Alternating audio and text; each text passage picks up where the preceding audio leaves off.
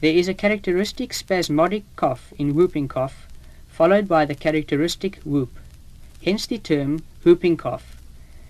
The condition is caused by the infective organism Bordetella pertussis. Here is the typical cough.